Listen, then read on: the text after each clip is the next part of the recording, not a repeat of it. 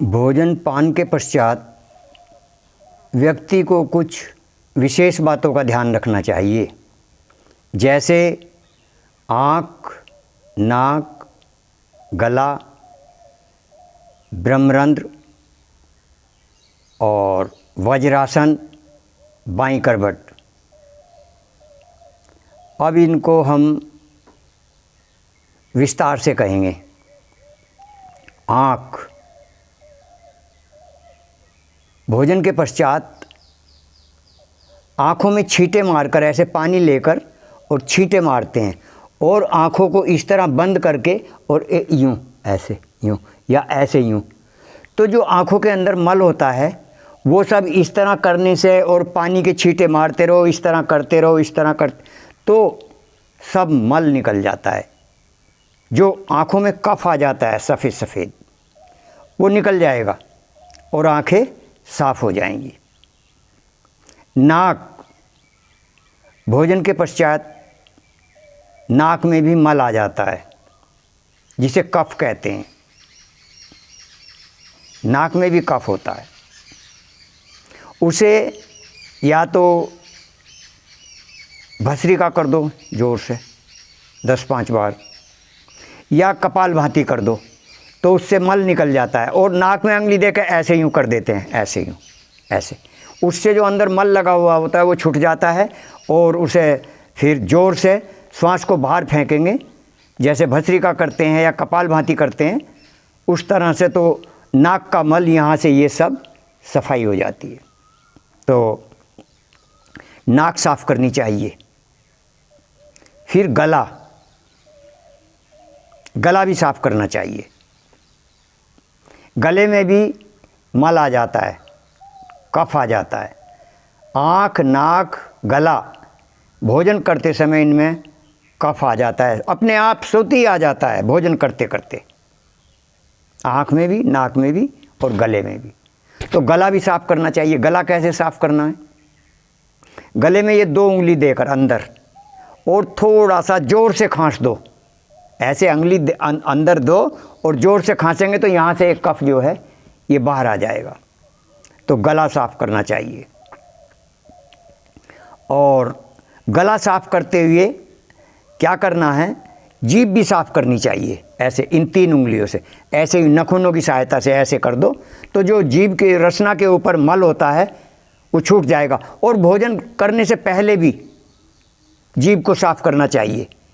यदि उस समय भोजन पान से पहले रसना साफ़ करेंगे तो जो पाचक लार होती है वो जीभ जो छोड़ती है पाचक रस, उसे पाचक लार भी कह देते हैं, तो वो अधिक छोड़ देगी, क्योंकि पहले साफ़ कर दी ना, उसके ऊपर जो मैल जमा हुआ है वो छूट जाएगा। तो जब मैल छूट जाएगा तो वो रस अधिक छोड़ देगी।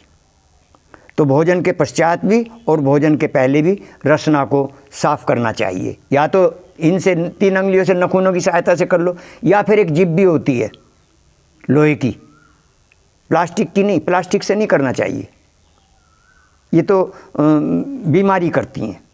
प्लास्टिक को बिल्कुल भी अपने प्रयोग में नहीं लेना चाहिए।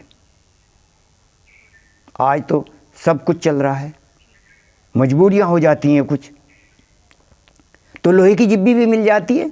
जब वो मिल जाएगी तो उससे ही लोहे की जिब्बी से ऐसे यूँ पकड़ के ऐसे जीभ साफ़ कर लो, भोजन से पहले भी और भोजन के पश्चात भी।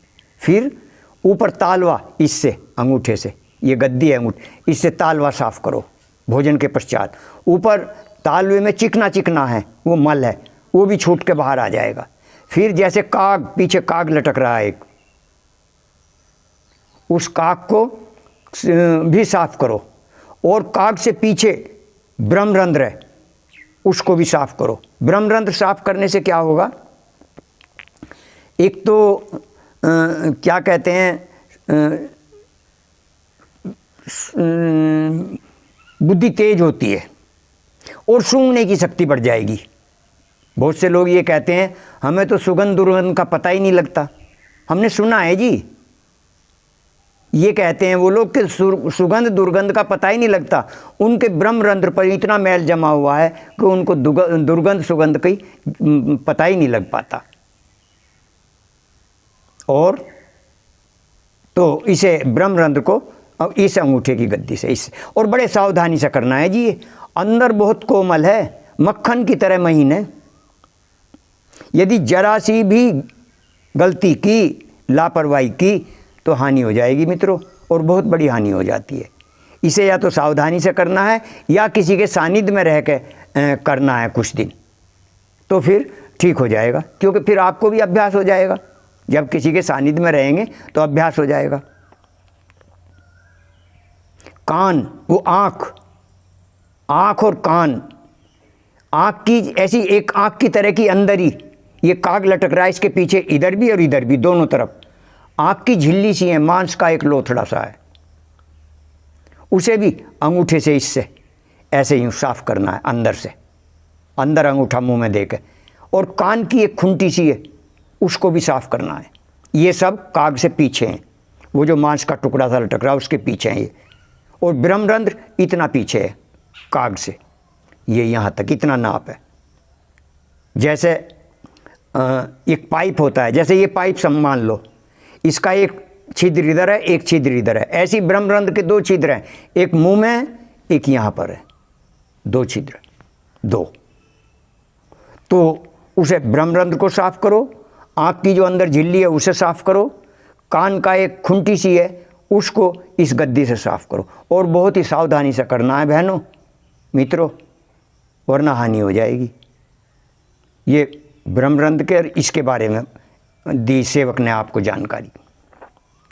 फिर इसके बाद ये जब इतना काम कर लेते हैं तो फिर मूत्र त्याग अवश्य करना है, क्योंकि मूत्र भी तो मल है, वो साफ हो जाएगा और जो अंदर गंदगी है वो निकल जाएगी। तो मूत्र त्याग, उससे क्या होता है, जो गुर्दे के अंदर एक पथरी हो जाती है, मान लिया किसी को छोटा कण बना, छोटा सा ही कण बननी शुरू हुई, और वो मूत्र के दबाव से वो कण निकल जाएगा, क्योंकि भोजन किया उसका दबाव, और मूत्र, तो भोजन के पश्चात मूत्र त्याग अवश्य करना चाहिए। इससे क्या है, गुर्दे स्वस्थ रहते हैं। तो ये हुआ। फिर ये सब कार्य करने के बाद आँख, नाक, कान की वो खुंटी, गला, ये सब मूत्र त्याग, ये इन सब के बाद वज्रासन में अवश्य बैठना चाहिए। मान लिया किसी ने अधिक भोजन कर लिया, वज्रासन में बैठो। जब वज्रासन में बैठेंगे आप तो कुछ ही देर में भोजन पच जाएगा। अब 84 लाख आसन है जी, हमारे ऋषियों का कथन है। 84 लाख आसन में ऋषियों ने एक वज्रासन निकाला है।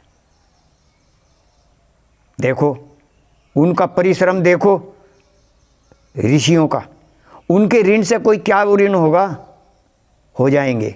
कैसे? यदि हम उनके बताए मार्ग पर चलेंगे तो ऋषियों के ऋण से उऋण हो जाएंगे। ऋषि ऋण भी होता है जी, बस उसका यही वो है फार्मूला कि उनके बताए मार्ग पर चलें, जो उन्होंने कहा उस कार्य को करें, तो ऋण से उऋण हो जाएंगे। अब जो सेवक बोल रहा है, सेवक ने पढ़ा, सुना, फिर उसे अपने क्रिया में उतारा, अपने अनुभव करके देखा। देखो जी, हम जो बोल रहे हैं आपसे, सेवक की बात पे आप 1% भी विश्वास मत करो, और सेवक की क्या, किसी की भी बात पे 100% विश्वास मत करो। पहले उसे अपने अनुभव में उतारो, अनुभव करो और क्रिया में उतारो। क्रिया करो, करके देखो, यदि वो खरा उतरता है तो फिर उसे अपना लेना चाहिए, क्योंकि श्रेष्ठ कार्य को, श्रेष्ठ बात को, व्यक्ति को उसे अपने जीवन में उतार लेना चाहिए, अपना लेना चाहिए। तो 84 लाख आसनों में एक आसन वज्रासन बताया हमारे संतों ने, ऋषियों ने, मुनियों ने। क्यों बताया? जैसी वज्रासन में बैठते हैं तो ये पिंडली होती हैं और जंघाएं होती हैं, जब ये आपस में मिल दबाव पड़ता है एक दूसरे का वज्रासन में बैठने से, तो इनका रक्त जो है वो कुछ रुक जाता है, और वो सब हमारे उदर में चला जाता है, जहाँ भोजन पचता है उस ज़रूरत है ना उधर में, रक्त की अधिक ज़रूरत है। तो इसीलिए हमारे ऋषियों ने कहा भाई वज्रासन में बैठो, 5 मिनट बैठो, 10 मिनट बैठो, 15 मिनट बैठो, कम से कम 5 मिनट। 10 मिनट बैठेंगे और लाभ हो जाएगा, 15 बैठेंगे और लाभ हो, और फिर मित्रों बहनों यथाशक्ति बैठ लो, जिसकी जितनी सामर्थ्य है उतनी देर बैठो। और यदि कर सकते हैं तो इस तरह मुट्ठी बना के ऐसे ऐसे मुट्ठी बना के जोर से कस के मुट्ठी, और यहाँ रख लो। इनमें भी जो खून रुका है, जो रक्त रुक गया है, इनका भी रुका है कुछ, जब हमने दबाव डाला है तो वो भी उधर में जाएगा, जहाँ पे भोजन पचता है उस स्थान पे जाएगा, और वो लाभ ही लाभ है, क्योंकि सबसे अधिक आवश्यकता है उधर को उस समय, पेट को। तो इसीलिए हमारे ऋषियों ने कहा भोजन के पश्चात वज्रासन। यदि भोजन के पश्चात किसी को कोई पेट में दर्द है, कोई विकार है, कुछ भी परेशानी है, तो वज्रासन में बैठ जाओ, कुछ देर में राहत मिल जाएगी। और देखो मित्रों, हम जो बोलते हैं अधिकतर पहले उसको क्रिया में उतारते हैं, उसे अनुभव करते हैं उसका, और फिर हम आपके लिए सेवा में आते हैं, आप लोगों की सेवा करते हैं। तो आप भी ऐसी करो, करके देखो, और करके देखने के बाद जब आपको ये अच्छा लगे, श्रेष्ठ लगे, तो फिर अपने जीवन में उतार लो, करने लगो उसे। तो ये वज्रासन के लिए है। अब फिर सबसे पश्चात, सब करने के बाद बाईं करवट लेटो। बाईं करवट ही क्यों कहा? बाईं करवट लेटने से हमारा दायां स्वर चल जाएगा, आपका दायां स्वर चल जाएगा। दायां स्वर सूर्य स्वर होता है, गरम होता है ये, और भोजन को पचाने के लिए गर्मी की ज़रूरत है। जठराग्नि तीव्र हो जाएगी। हमारे अंदर एक जठरा अग्नि होती है जिसको जठराग्नि कहते हैं, वो तीव्र हो जाएगी और भोजन जल्दी पच जाएगा। तो बाईं करवट अवश्य लेटना चाहिए, इससे लाभ ही लाभ है। अब जो भी बातें आपको सेवक ने कही हैं उनको आप पहले करें। देखो जी, मेरी जो मैंने बताया उसको बिल्कुल यूं नहीं कि 100% सही कह दिया, मैं बार बार कहता हूं इस बात को। आप पहले इसका अनुभव करें, क्रिया में उतारें, और आपको अच्छा लगे तो फिर अपना लेना। तो मेरी बहनों मित्रों, बस आज इतना ही। प्रेम से बोलिए श्री सतगुरुदेव महाराज की जय।